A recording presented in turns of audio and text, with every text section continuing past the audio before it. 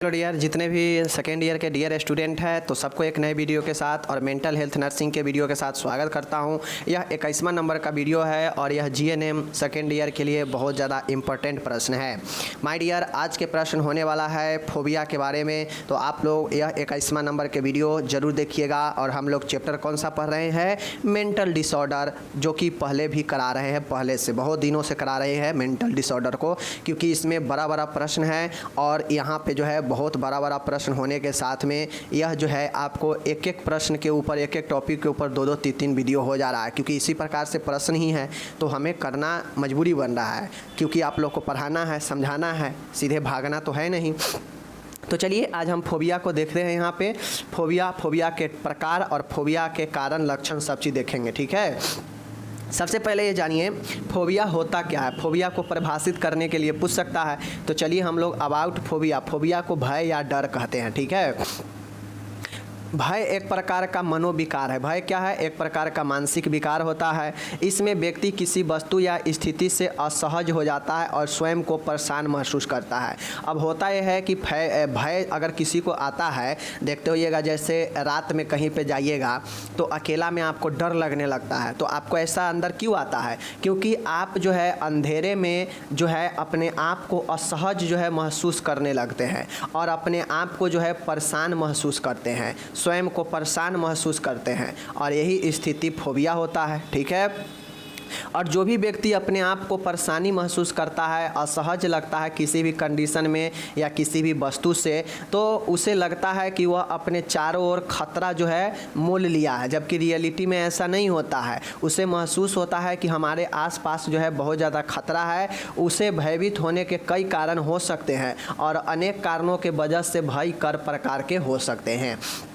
अब देखिए, भय के नॉर्मली में समझिए तो भय एक मानसिक विकार है जिसमें व्यक्ति जो है अपने आप को किसी वस्तु या किसी स्थिति के प्रति असहज महसूस करता है और स्वयं को परेशान भी महसूस करता है, ठीक है।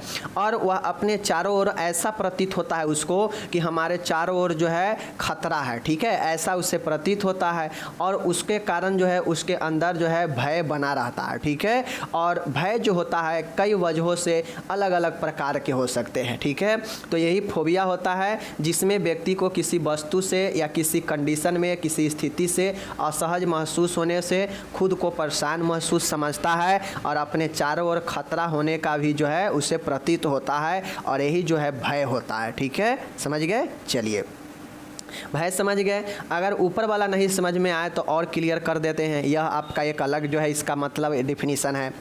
भय एक प्रकार का मनोविकार है। क्या है? एक मेंटल डिसऑर्डर है जिसमें व्यक्ति विशेष वस्तुओं, परिस्थितियों या क्रियाओं से डर लगने लगता है। जिसमें व्यक्ति को होता यह है कि उसे किसी वस्तु से, ठीक है, या किसी कंडीशन में, ठीक है, या फिर किसी काम के करने से डर लगने लगता है, और यही जो है भय होता है, ठीक है।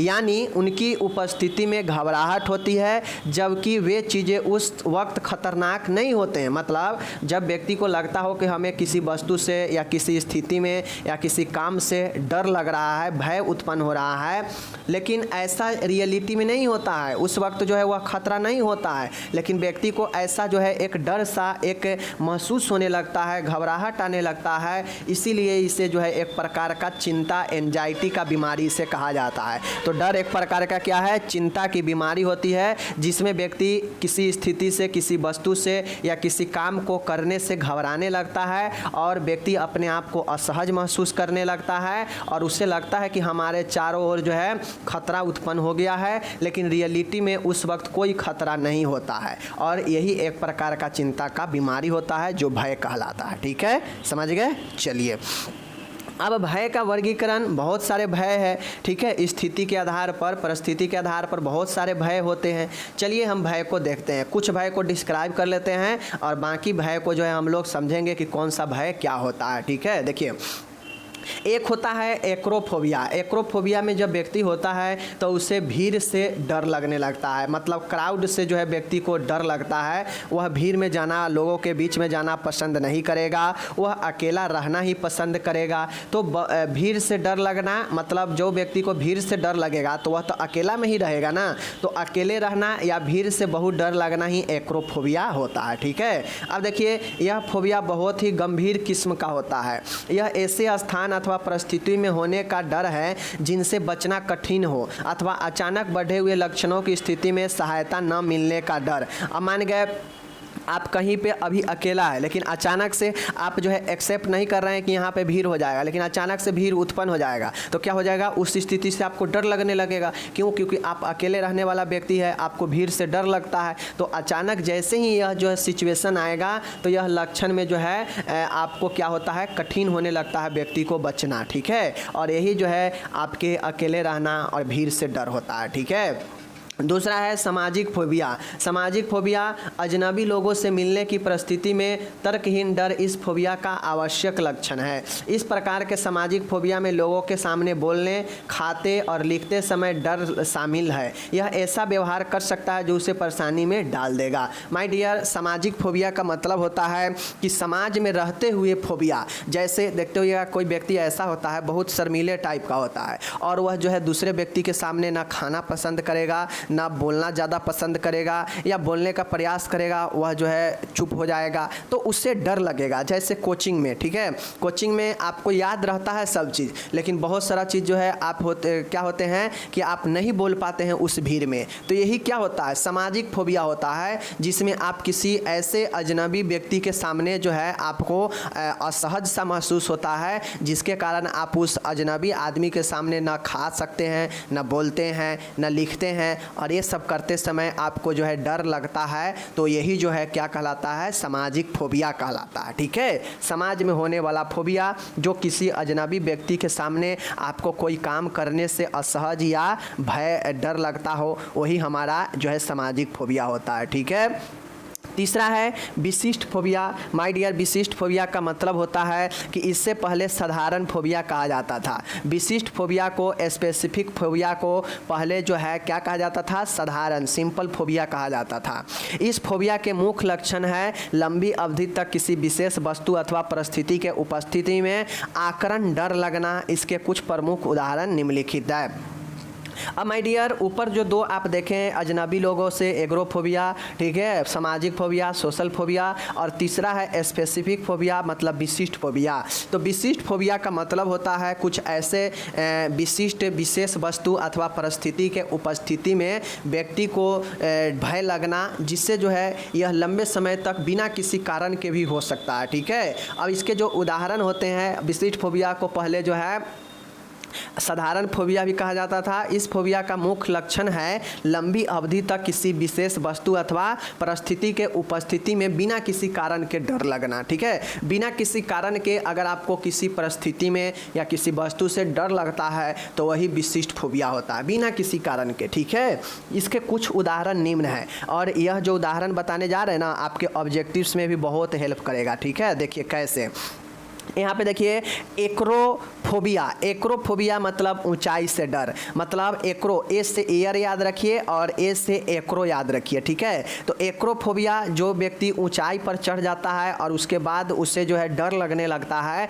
तो उसे एक्रोफोबिया कहते हैं। ओके, एक्वाफेबिया। एक्वाफेबिया मतलब क्या होता है, एक्वा मतलब क्या होता है, पानी, समझ गए, और फोबिया मतलब डर, तो एक्वाफोबिया मतलब पानी से डर। ठीक है, हाइड्रोफोबिया में भी जो है पानी से ही डर होगा। ठीक है, गेमोफोबिया है माय डियर। गेमोफोबिया होता है तो गेमोफोबिया में होता है विवाह से डर, कोई व्यक्ति को विवाह करने से ही डर लगता है तो उसे गेमोफोबिया कहते हैं, याद रखिएगा, इंपॉर्टेंट है।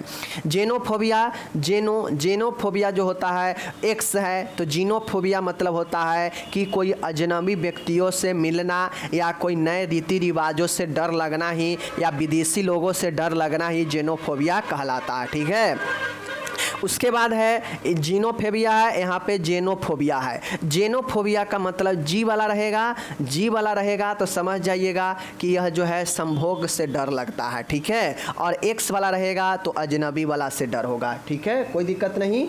चलिए अब यहाँ पे अगर जेनोफोबिया रहेगा तो व्यक्ति को सेक्स यानी संभोग से डर लगेगा, वह नहीं करेगा, ठीक है। जूफोबिया मतलब जानवरों से डर लगेगा, ओके, कोई दिक्कत नहीं। चलिए आगे देखते हैं। क्लस्टर फोबिया मतलब बंद स्थानों से डर, कोई ऐसा बहुत दिनों से बंद स्थान है तो वहाँ पे जाते ही व्यक्ति को डर लगने लगता है तो वह एक प्रकार से क्लस्ट्रोफोबिया होता है। अब कैसे याद रखेंगे, C फॉर क्लोज, क्लोज मतलब बंद, और C फॉर क्लोस्ट्रो, तो क्लस्ट्रोफोबिया बंद स्थान से डर, ओके। क्रोमोफोबिया मतलब रंगों से डर, क्रोमो C फॉर कलर और C क्रोमो, क्रोमो एक प्रकार से कलर को जो है संदर्भित करता है, तो क्रोमोफोबिया रंगों से डर, ठीक है। एन फोर होता है नाइट, नाइट मतलब अंधेरा, रात, और इसी प्रकार नाइटोफोबिया मतलब होता है, नाइटोफोबिया मतलब होता है अंधेरों से डर, ठीक है, याद रखिएगा। 2 बार इस सबको पढ़िएगा, याद हो जाएगा। हेमोफोबिया, हेम ब्लड से रिलेटेड है, तो हेमोफोबिया रक्त से डर लगना, ठीक है। बहुत लोग जो है देखते होइएगा रक्त निकलते रहता है तो उससे डर जाता है, ठीक है। जूफोबिया जानवरों से डर, वही है। फार्मेकोफोबिया, फर्मा मतलब औषधि, यानी दवाई लेने से डर आएगा व्यक्ति को, दवाई नहीं ले पाता है वो व्यक्ति तो उसे औषधि का भय होता है, फार्मेकोफोबिया होता है। तो यह सब फोबिया का प्रकार है जो कि विशिष्ट फोबिया में आता है। इसको 2 बार आप पढ़िएगा, आपको याद हो जाएगा, ठीक है। अब ये सब फोबिया होने के कारण क्या होते हैं, तो माय डियर ये सब फोबिया होने के निम्न कारण है। कौन कौन कारण है याद रखना है। लर्निंग थ्योरी है, लर्निंग थ्योरी क्या होता है कि इस अवधारणा के अनुसार तनाव युक्त उत्तेजन अकारण ही भय उत्पन्न करता है। लर्निंग थ्योरी के मतलब होता है कि इस थ्योरी के अनुसार यानी इस अवधारणा के अनुसार कोई स्ट्रेस युक्त उत्तेजक में बिना किसी कारण ही भय उत्पन्न हो जाता है। मतलब कोई तनाव वाला ऐसा उत्तेजक की चीज़ है जिसमें बिना किसी कारण से व्यक्ति को तनाव में आने से ही भय उत्पन्न होने लगता है, तो वही लर्निंग थ्योरी बताता है, ठीक है। लर्निंग थ्योरी क्या बताता है कि तनाव युक्त उत्तेजन के बिना किसी कारण यानी अकारण ही भय उत्पन्न होना लर्निंग थ्योरी है, ओके। चलिए आगे देखते हैं। दूसरा है माय डियर, यहाँ पे देखिएगा, दूसरा बहुत शानदार है साइकोडायनोमिक थ्योरी। साइकोडायनोमिक थ्योरी क्या होता है कि इस अवधारणा के अनुसार आत्मा की दमनात्मक प्रक्रिया के असफल होने पर जो है सेकेंड रक्षात्मक प्रक्रिया के रूप में विस्थापन होता है। अब ये साइकोडायनोमिक थ्योरी का मतलब होता है कि मान गए कोई व्यक्ति है और जैसे ही व्यक्ति के अंदर जो आत्मा है, जो उसका मन है, उसमें जैसे ही असफल होता है तो उससे व्यक्ति के अंदर डर लगने लगता है, ठीक है। मतलब रिप्रेशन हो जाता है, दमन हो जाता है, और यह द्वितीय रक्षात्मक प्रक्रिया के रूप में डिस्प्लेसमेंट विस्थापित हो जाता है, समझ गए। तो यह साइकोडायनोमिक थ्योरी होता है जिसमें आत्मा के दमनात्मक प्रक्रिया में असफल होने पर यह डर उत्पन्न होता है, तो यह साइकोडायनोमिक थ्योरी होता है। तो दूसरा कारण साइकोडायनोमिक थ्योरी। तीसरा है कॉग्निटिव थ्योरी। कॉग्निटिव थ्योरी का मतलब होता है कि इसके अनुसार नकारात्मक व बिना किसी कारण सोच लोगों के अंदर जो है भय पैदा कर देता है। कॉग्निटिव थ्योरी ये कहता है कि कोई व्यक्ति होता है जो बिना किसी कारण के निगेटिव सोच जो है रखता है तो उसके अंदर भय उत्पन्न होने लगता है, और यह कारण कॉग्निटिव थ्योरी बताता है। कॉग्निटिव थ्योरी ये बताता है कि अगर कोई व्यक्ति बिना किसी कारण के यानी अकारण नकारात्मक सोच जो है व्यक्ति के अंदर भय पैदा कर देता है, ठीक है। यानी कॉग्निटिव थ्योरी कहता है कि निगेटिव थिंक और अकारण मतलब बिना किसी कारण के सोच से व्यक्ति के अंदर भय पैदा हो जाता है। तो यह तीसरा कॉग्निटिव थ्योरी है। तो कारण में क्या याद रखिएगा, लर्निंग थ्योरी, साइकोडायनोमिक थ्योरी और कॉग्निटिव थ्योरी। लर्निंग थ्योरी में क्या है, तो लर्निंग थ्योरी में साइकोडायनोमिक में क्या है कि आत्मा के दमन में होने के कारण, असफल होने के कारण ये चीज़ें होता है।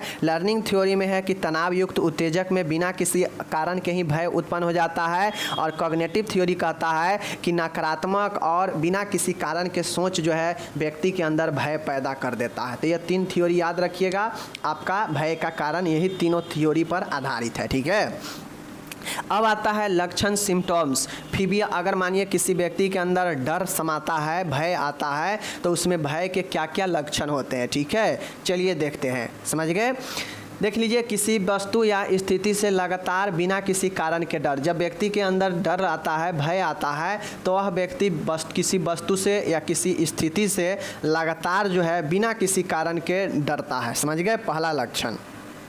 उसके बाद है उस वस्तु या स्थिति को देखने से व्यक्ति अनियंत्रित होना।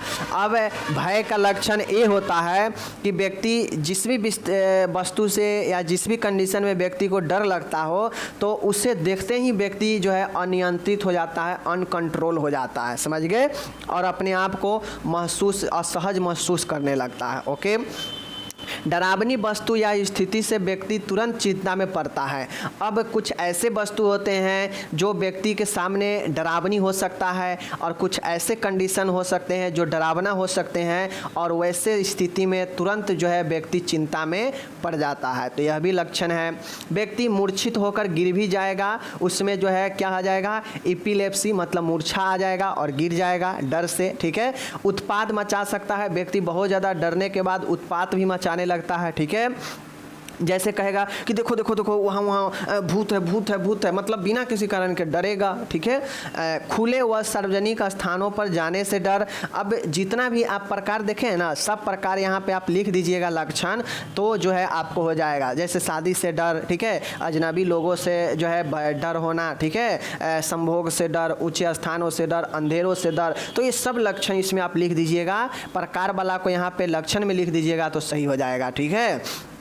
तो खुले व सार्वजनिक स्थानों से जाने से डर लगने लगता है व्यक्ति को, ठीक है। दैनिक क्रियाओं को कम हो जाना। व्यक्ति जब व्यक्ति के अंदर कोई फोबिया आ जाता है, डर आ जाता है, तो व्यक्ति जो है अपने जीवन दैनिक काम को करने में जो है असहज हो जाता है और कम हो जाता है उसका दैनिक काम।